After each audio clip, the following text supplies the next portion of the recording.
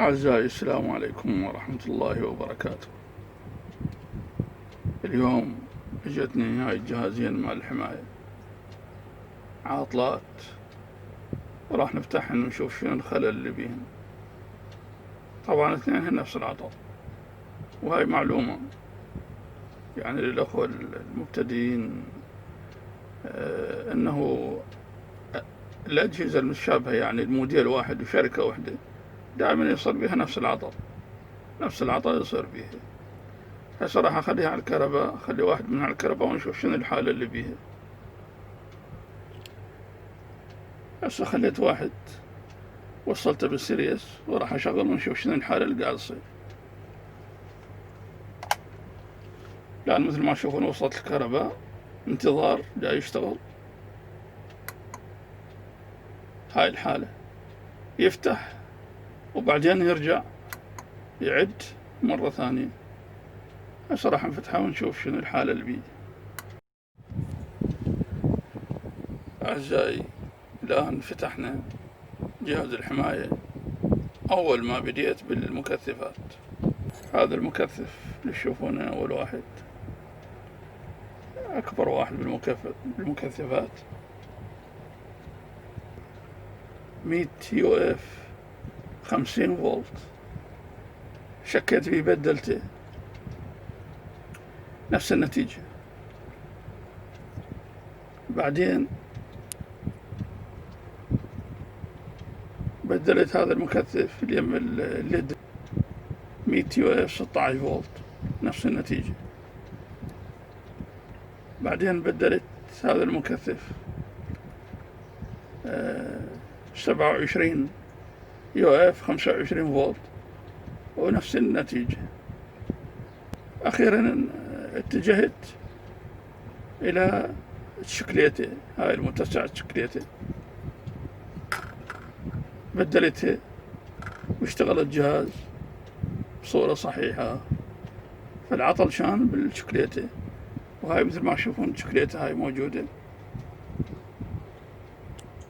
هذا شوفوها واضحة، 554 جي 400 فولت، هاي قيمتها.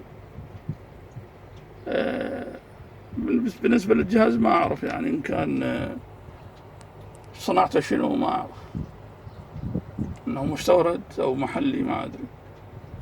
المهم طلع عندنا هذا الشكليت العطل. هسه راح أشيكه قدامكم ونشوف شغله. الآن شكلته على السيريس ووصلت وياه هذه الكاوية على مود الحمل. من يشتغل أحمله حتى نتأكد من عنده إنه يشتغل بصورة صحيحة. الآن راح نعطيه كهرباء. أنا مخليه على 3 ثواني، ب3 ثواني وب5 دقائق. الآن مثل ما تشوفون خلص الانتظار واشتعل الليد الأخضر. هسه راح أسلط حمل عليه. مثل ما تشوفون هاي الكاوية شغلتها، والآن الجهاز مستقر ويشتغل بصورة صحيحة. الآن راح أتحول للجهاز الثاني. الجهاز الثاني بعد ما راح أتعب لأن أعرف شكليته راح أروح عليها قبل. تعالوا يا للجهاز الثاني وخلينا نشوف ايش راح يصير.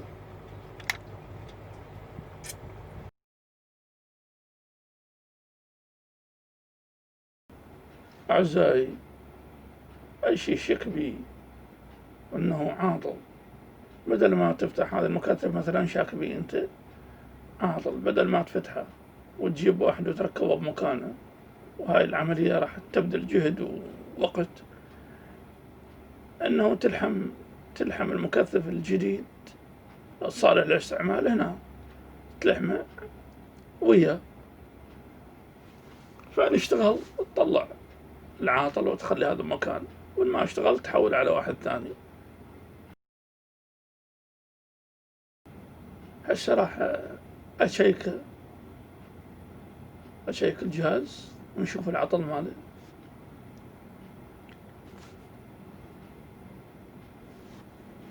الآن انتظار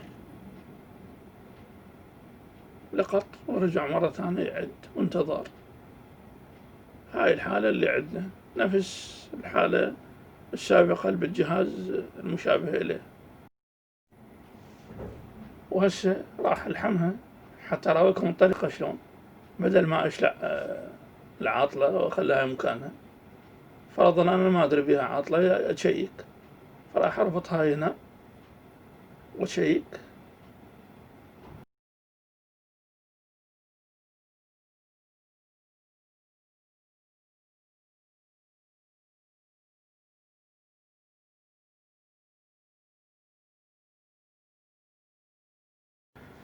هسه ربطتها وراح أشيك أوصل الكهرباء. انتظار. الآن لقط أخضر اشتغل.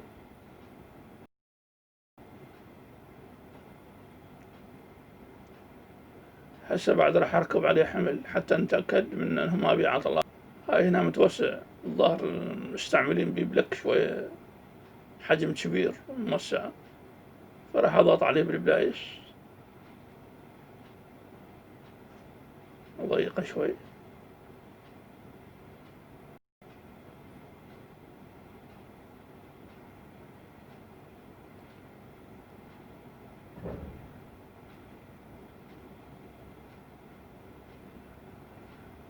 الآن احنا بالانتظار. لقط راح أشغل الكاوية وأشوف. شغلت الكاوية، الجهاز مستقر. هاي الكاوية بيشتغله والجهاز مستقر ما بشي. فهسه راح أقوم بإزالة الشكلية العاطلة وأخلي مكانها الشكلية الجديدة ونكملها. وأود أن أشكر أساتذتي الأستاذ رافت الهيدي والأستاذ خالد المعموري على المعلومات اللي قدموها لنا، من خلالهم عرفت أنه هذه النوع من الشكليته اللي يصير بها تحدب أو بروز مثل ما جاي يشوفون، هذه النوع رديء.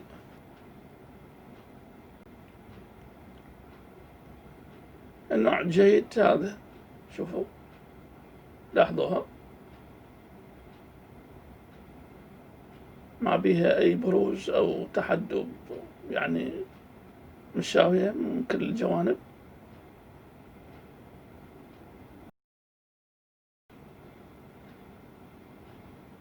هذا النوع من الخرائط دبل وجه يسمونه، يعني بها لحين من الجهتين، فهاي شوية صعبة يعني. الآن الفتحات المسدودة مال الشكليت لازم أقوم أفتحها. راح أحمل كاوية وأجيب دبوس أو إبرة مال خياط، أموع الصولدر وأدفعها بالمنفذ حتى ينفتح.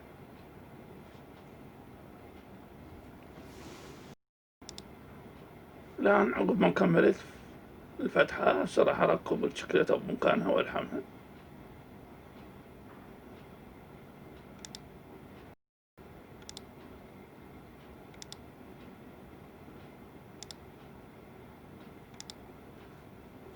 الآن راح ألحم.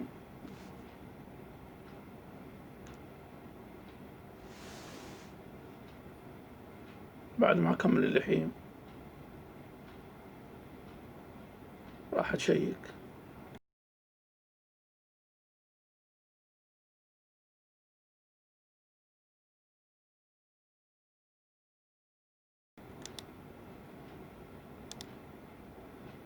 الآن أخلي الكهرباء.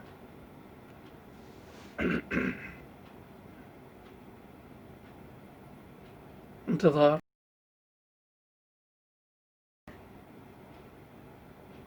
الآن لقطت، والآن يشتغل الجهاز بصورة صحيحة.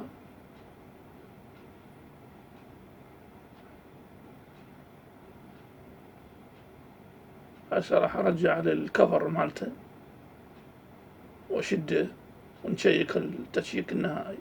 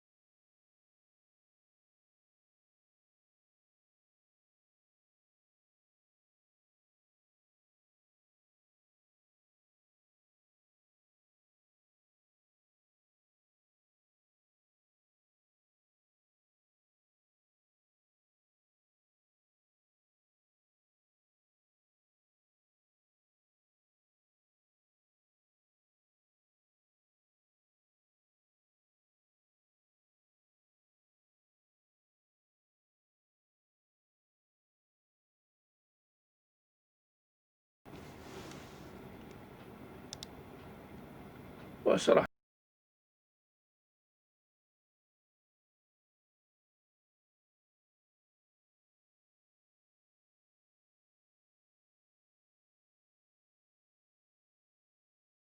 نوصل الكهرباء نشيكها.